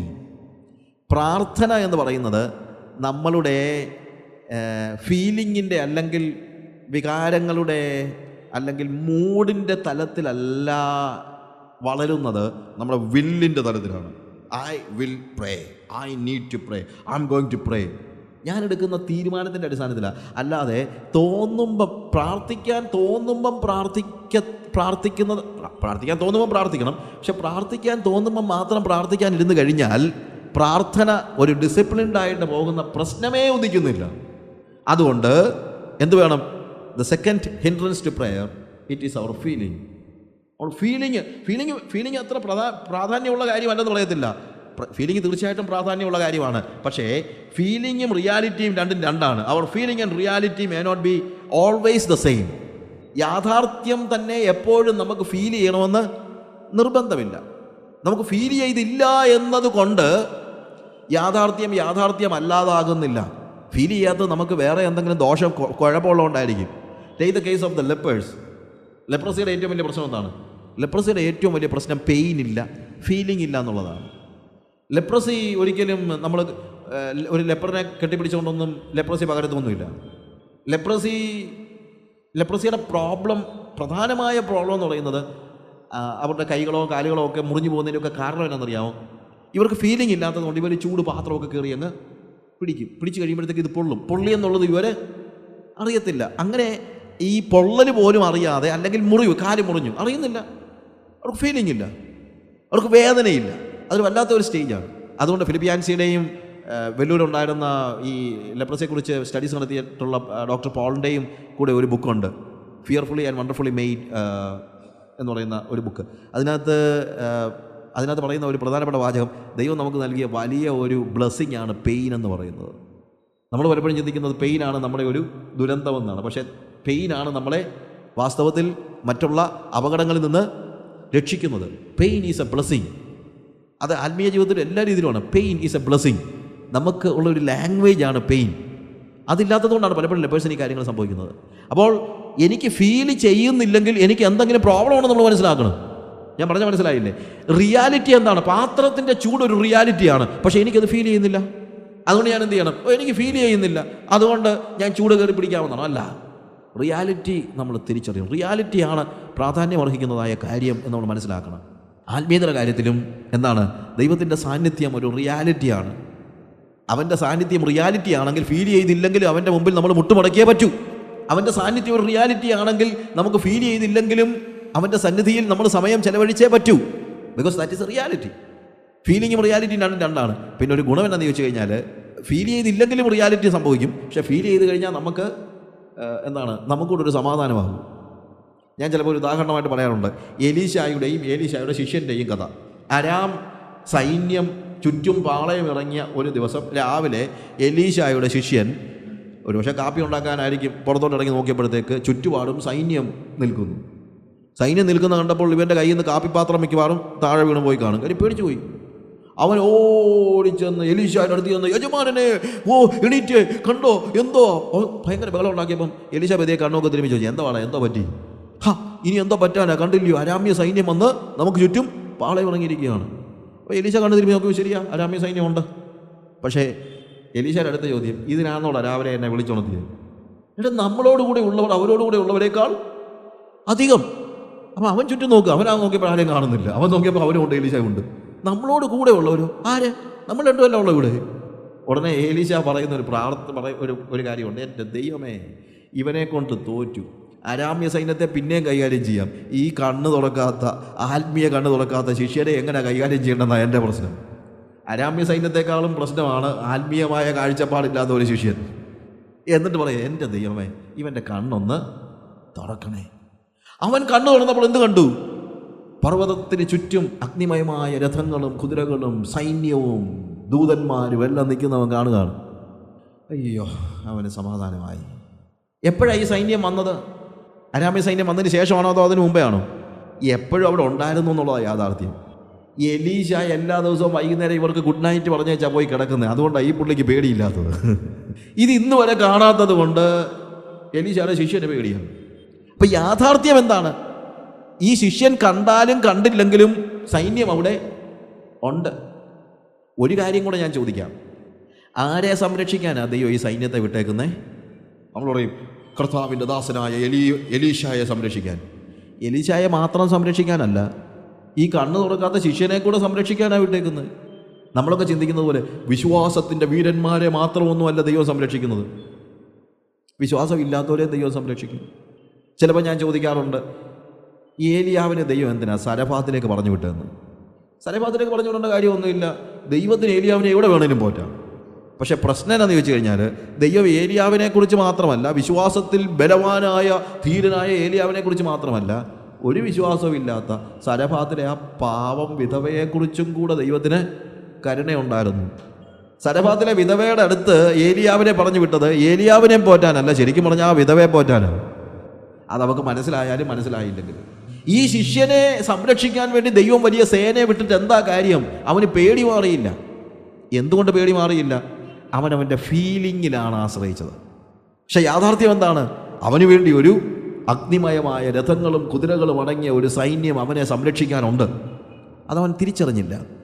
അതാണ് ഞാൻ പറഞ്ഞത്, യാഥാർത്ഥ്യവും ഫീലിങ്ങും രണ്ടും രണ്ടാണ്. ഫീലിങ് ഇല്ലെങ്കിലും, നമുക്ക് ഫീൽ ചെയ്താലും ചെയ്തില്ലെങ്കിലും ദൈവത്തിൻ്റെ സംരക്ഷണം അവിടെ ഉണ്ട്. പക്ഷേ അത് ഫീൽ ചെയ്യുമ്പോഴാണ് നമുക്കൊരു മനസമാധാനമാകുന്നത്. ഈ സൈന്യത്തെ കണ്ടു കഴിയുമ്പോഴാണ് നമുക്ക് സമാധാനമാകുന്നത്.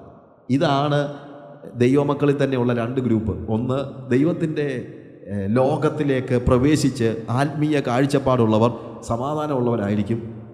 അല്ലാത്തവരെയും ദൈവം സംരക്ഷിക്കുമായിരിക്കും, പക്ഷേ അവർക്ക് സമാധാനമില്ലായിരിക്കും. ഞാൻ പറഞ്ഞ മനസ്സിലായല്ലോ? നോക്കുക, ഇവിടെ നമ്മുടെ ഫീലിങ്ങിൻ്റെ സമയത്ത് തോന്നിയാൽ പോയി പ്രാർത്ഥിക്കുന്ന അവസ്ഥയല്ല. പ്രത്യുത എന്താണ്? എൻ്റെ വില്ലിൻ്റെ തലത്തിൽ ഞാൻ തീരുമാനമെടുത്തേ പറ്റുള്ളൂ. എന്ത്? I am going to pray, I need to pray, I am praying. ഞാൻ പ്രാർത്ഥിക്കാൻ പോകുകയാണ്.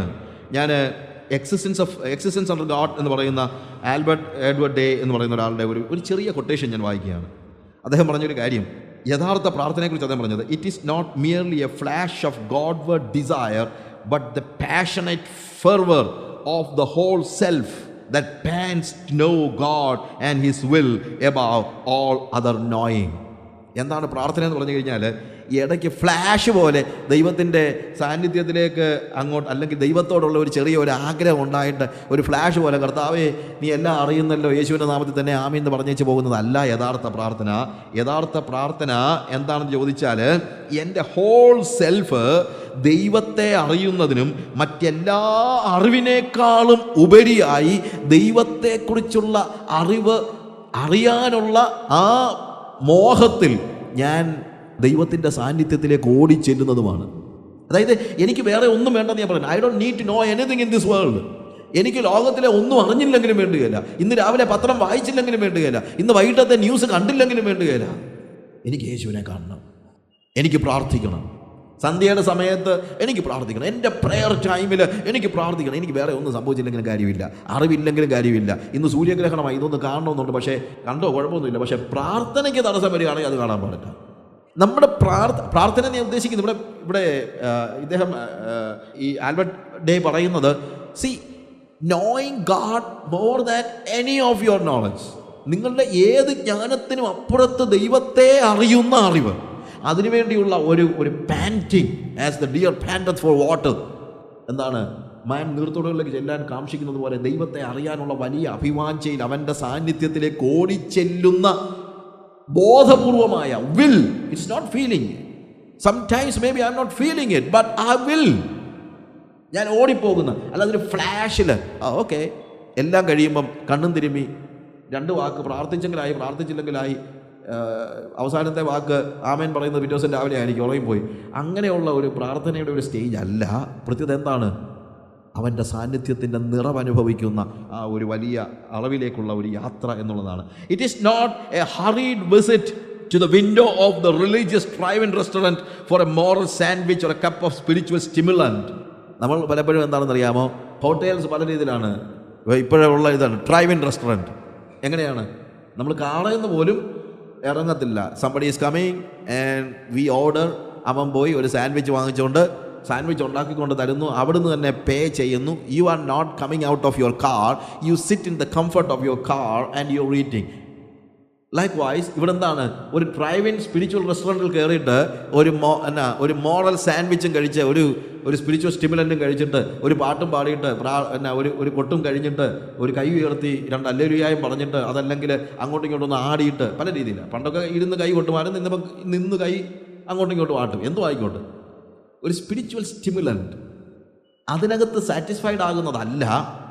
ഹറീഡായിട്ട് സ്പിരിച്വാലിറ്റിയിലേക്ക് ഒരു വിസിറ്റ് നടത്തുന്നതല്ല. 2 പാട്ട് പഠിച്ചേച്ച് പോകുന്നതല്ല.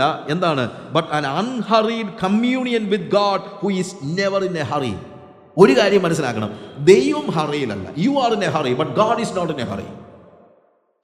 അവിടെയാണ് നമ്മുടെ ഏറ്റവും മനസ്സിലാക്കേണ്ട കാര്യം. ദൈവം ഒരിക്കലും പറയുന്നില്ല I'm sorry I have something else to do എന്ന്. കർത്താവ് ഒരിക്കലും പറയുന്നില്ല.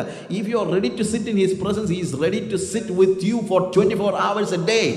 ആ ദൈവത്തിൻ്റെ സന്നിധിയിൽ ഹറീഡായിട്ട് ഒരു ഡ്രൈവ്-ഇൻ റെസ്റ്റോറൻറ്റിൽ പോയി കാറിലിരുന്ന് ഭക്ഷണം കഴിക്കുന്നത് പോലെ കയറിയിരുന്ന് 2 വാക്ക് പറഞ്ഞു വെച്ച് പോകുന്നതല്ല പ്രാർത്ഥന. It is an unhurried communion with God. ദൈവവുമായിട്ടുള്ള ഒരു കമ്മ്യൂണിയനാണ്. അതിനുവേണ്ടി നമുക്ക് എന്ത് വേണ്ടി വരും? ഫീലിങ്ങിനപ്പുറത്ത് നമ്മുടെ വൊളീഷനെ നമ്മൾ ഉപയോഗിച്ചാലേ പറ്റുള്ളൂ.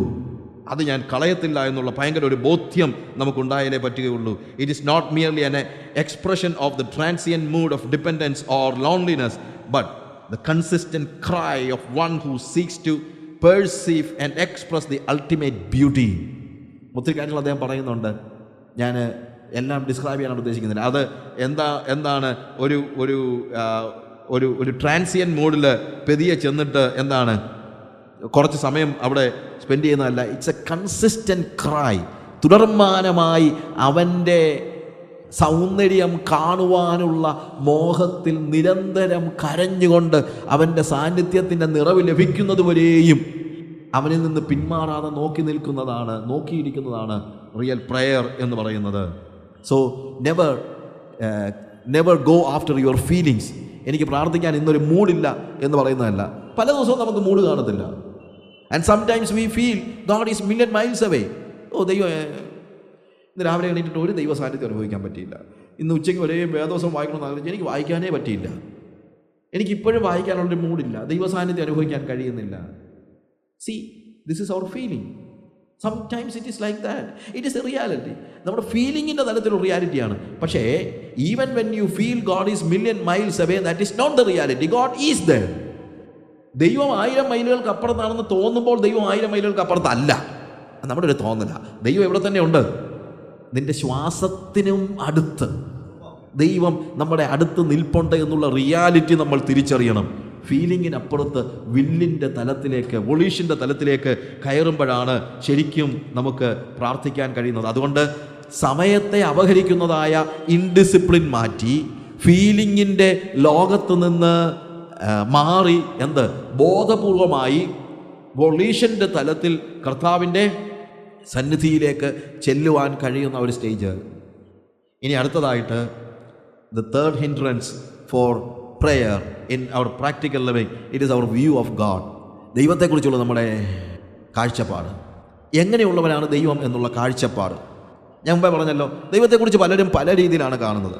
ആ ദൈവത്തെക്കുറിച്ചുള്ള ഡിഫറൻ്റ് ആയിട്ടുള്ള കാഴ്ചപ്പാടിൽ നമുക്ക് ദൈവത്തെക്കുറിച്ചുള്ള ആറ്റിറ്റ്യൂഡും എല്ലാം മാറിക്കൊണ്ടിരിക്കും. Somebody said we have made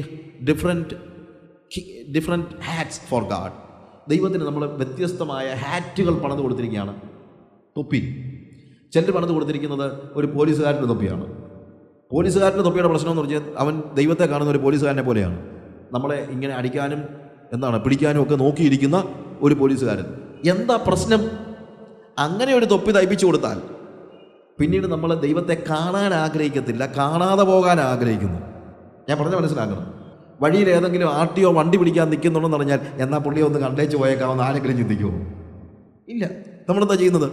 ഊളിയിട്ട് ഏത് വഴിയെങ്കിലും അയാളെ കാണാതെ പോകാനേ നോക്കത്തുള്ളൂ. ഇതുപോലെ തന്നെ ദൈവം നമ്മളെ കൊല്ലാനും തിന്നാനും ഇരിക്കുന്ന ഒരു വ്യക്തിയാണെന്നുള്ള ഒരു കാഴ്ചപ്പാട്, അല്ലെങ്കിൽ നമ്മുടെ എല്ലാ കുറവുകളും നോക്കി കണക്ക് പറഞ്ഞ് നമ്മളെ വിഷമിപ്പിക്കുന്ന, ഫൈൻ അടിക്കുന്ന, ടിക്കറ്റ് തരുന്ന ഒരു ആളായിട്ട് ദൈവത്തെ കാണുകയാണെങ്കിൽ നമ്മൾ ദൈവത്തെ കാണാനായിട്ടുള്ള ഒരു ആഭിമുഖ്യം നമുക്ക് ഉണ്ടാകത്തില്ല.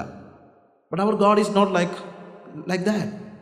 നമ്മളെ എങ്ങനെയെങ്കിലും ഉപദ്രവിക്കാൻ നോക്കിയിരിക്കുന്ന ഒരാളല്ല. പോലീസുകാരൻ്റെ ഒക്കെ അല്ലെങ്കിൽ ആർട്ടിയോ വണ്ടി പിടിക്കുമ്പോൾ എല്ലാ കാര്യങ്ങളും ഉണ്ടെങ്കിലും ഇല്ലേ, കാര്യം അവർക്ക് ടാർഗറ്റ് തീർക്കാനായിട്ട് ചിലപ്പോൾ എന്ത് ചെയ്യേണ്ടി വരും? ചിലപ്പം വണ്ടിയുടെ എല്ലാ കാര്യം ശരിയാണെങ്കിൽ അയാൾ കയറി ബ്രേക്ക് ചെയ്യാനായിട്ട് ചവിട്ടിയിട്ട് പറയും, ഇതിന് ബ്രേക്ക് ഇല്ലല്ലോ, 25 രൂപ അല്ലെങ്കിൽ 250 രൂപ. ബ്രേക്ക് ഉണ്ടോ ഇല്ലോ തെളിയിക്കാനൊക്കെ നമ്മൾ നിൽക്കുമോ? കാര്യം എങ്ങനെയെങ്കിലും എന്തെങ്കിലും പറഞ്ഞ് ഉപദ്രവിക്കാനായിട്ട് നോക്കുന്ന ഒരു പോലീസുകാരനെ പോലെയാണ് നമ്മൾ പലപ്പോഴും ദൈവത്തെ അറിയുന്നത്. But that is not the truth. Our God is a gracious God. നമ്മുടെ ദൈവം എങ്ങനെയുള്ള ദൈവമാണ്? കൃപാലുവായ ഒരു ദൈവമാണ്. നമ്മളെ സഹായിക്കാതിരിക്കാൻ നോക്കുന്ന ദൈവമല്ല, എങ്ങനെയും നമ്മളെ സഹായിക്കാൻ നോക്കുന്ന ദൈവമാണ് നമ്മുടെ ദൈവം എന്നുള്ളത് നമ്മൾ മനസ്സിലാക്കണം. So our view of God, അത് നമ്മളുടെ ഒരു വലിയൊരു ഹിൻഡ്രൻസ് ആണ്. Our God is a gracious God. ഒത്തിരി തൊപ്പിയുടെ കാര്യം പറയാനുണ്ട്, എനിക്ക് സമയമില്ല, അതുകൊണ്ട് അതിനെക്കുറിച്ച് പറയുന്നില്ല. ചിലർ കൊടുത്തിരിക്കുന്നത് ഒരു ഡോക്ടേഴ്സ് ഹാറ്റാണ്. പോലീസുകാരുടെ തൊപ്പി വെച്ചിരിക്കുന്നവരുടെ പ്രശ്നം എന്ന് ചോദിച്ചു കഴിഞ്ഞാൽ അവർ കഴിവെങ്കിൽ ദൈവത്തെ കാണാതിരിക്കാൻ നോക്കും. ഡോക്ടേഴ്സ് ഹാറ്റാണ് ചിലർ വെച്ചിരിക്കുന്നത്. അതെന്താണെന്ന് ചോദിച്ചു കഴിഞ്ഞാൽ അവരാകെപ്പാടെ പോകുന്നത് അവർക്ക് അസുഖമോ പ്രയാസങ്ങളോ വല്ലതും ഉള്ളപ്പോഴാണ്. ഡോക്ടറെ നമ്മളിപ്പോൾ എന്നും പോയി കാണത്തൊന്നുമില്ലല്ലോ. എപ്പോഴാണ് പോകുന്നത്? രോഗമുള്ളപ്പോൾ. അതുപോലെ ഹീലിംഗ് ആവശ്യമുള്ളപ്പോൾ മാത്രം കർത്താവിനെ കാണാൻ പോകുന്ന ഒത്തിരി പേരുണ്ട്. അവരെന്ത് ചെയ്യുന്നു? ദൈവത്തിൻ്റെ തലയിൽ വെച്ചിരിക്കുന്നത് എന്താണ്? ഒരു ഡോക്ടേഴ്സ് ഹാറ്റാണ്. വേറെ ചിലർ വെച്ചിരിക്കുന്ന ഒരു എക്സിക്യൂട്ടീവ് ഷെഫിൻ്റെ ഹാറ്റാണ്. എന്ന് വെച്ച് കഴിഞ്ഞാൽ നിങ്ങൾ എന്താവശ്യപ്പെട്ടാലും നിങ്ങളുടെ ടേസ്റ്റ് അനുസരിച്ച് 7 സ്റ്റാർ ഹോട്ടലിലൊക്കെ കയറി കഴിഞ്ഞിട്ട് അവിടെ ഒരു മെനു ഇതിനകത്തില്ലാത്ത ഒരു സാധനവും നിങ്ങൾക്ക് ചോദിക്കാം. If it is A 7 star hotel you can ask even ഈ മെനുവിനകത്തില്ലായിരിക്കും. ഇല്ലാത്തൊരു കാര്യം വേണമെങ്കിലും ചോദിക്കാം. ചോദിക്കുമ്പം എക്സിക്യൂട്ടീവ് ഷെഫ് വന്നിട്ട് I am sorry sir, we don't have it എന്ന് പറയത്തില്ല. ചിലപ്പോൾ താമസിക്കുമായിരിക്കും, എന്നാലും നിങ്ങൾ പറയുന്ന ഡിഷ് അയാൾ ഉണ്ടാക്കി തന്നിരിക്കും. ഇതുപോലെ നിങ്ങൾക്ക് എന്തോ വേണമെങ്കിലും ചോദിച്ചു. പിന്നെ കുറച്ച് നേരം കാത്തിരിക്കണം അല്ലേ? 7 സ്റ്റാർ ഹോട്ടലൊക്കെ ആകുമ്പോൾ ചിലപ്പം രാവിലെ ഓർഡർ ചെയ്ത ഉച്ചയ്ക്കായിരിക്കും കിട്ടുന്നത്, എന്നാലും കിട്ടും. അതുപോലെ നിങ്ങളും കുറച്ച് നാൾ ചിലപ്പം സ്വപ്നം കണ്ടുകൊണ്ടും ഗർഭം ധരിച്ചുകൊണ്ടൊക്കെ ഇരിക്കണമായിരിക്കും, എന്നാലും നിങ്ങൾക്ക് കിട്ടാതിരിക്കത്തില്ല. നിങ്ങളുടെ സ്വപ്നങ്ങൾക്കനുസരിച്ച് എല്ലാം തരുന്നവനായ ഒരു ദൈവം. ഇതൊക്കെ തരുന്നില്ലയോ എന്ന് ചോദിച്ചാൽ തരുന്നുണ്ടായിരിക്കും. പക്ഷേ ഇവിടുത്തെ പ്രോബ്ലം ഈ ഓരോ സന്ദർഭങ്ങളിലും നമ്മൾ ദൈവത്തെ ഉപയോഗിക്കാനാണ് പരിശ്രമിക്കുന്നത് എന്നുള്ളതാണ്. അല്ലാതെ ദൈവം നമ്മളെ ഉപയോഗിക്കാനല്ല, നമ്മൾ ദൈവത്തെ ഉപയോഗിക്കാൻ. പക്ഷെ പ്രാർത്ഥനയുടെ അടിസ്ഥാന ഘടകം ദൈവത്തെ നമുക്കെങ്ങനെ ഉപയോഗിക്കാൻ കഴിയുമെന്നുള്ളതല്ല, നമ്മളെ ദൈവം ഉപയോഗിക്കാൻ നമ്മളെ ഏൽപ്പിച്ചു കൊടുക്കുന്നതാണ് ശരിക്കും പറഞ്ഞാൽ പ്രാർത്ഥന എന്ന് പറയുന്നത്. ദൈവത്തിൻ്റെ ഡിസയർ, ദൈവത്തിൻ്റെ സ്വപ്നങ്ങളിലേക്ക് നമ്മൾ വളരേണ്ടതിന്, അവൻ്റെ സ്വഭാവത്തോട് ഏകീഭവിക്കുവാനാണ് നമ്മൾ വാസ്തവത്തിൽ പ്രാർത്ഥിക്കേണ്ടത്, ആവശ്യമായിരിക്കുന്നത്. അതിനെക്കുറിച്ച് പിന്നീട് പല കാര്യങ്ങൾ പറയാൻ ഉണ്ട്.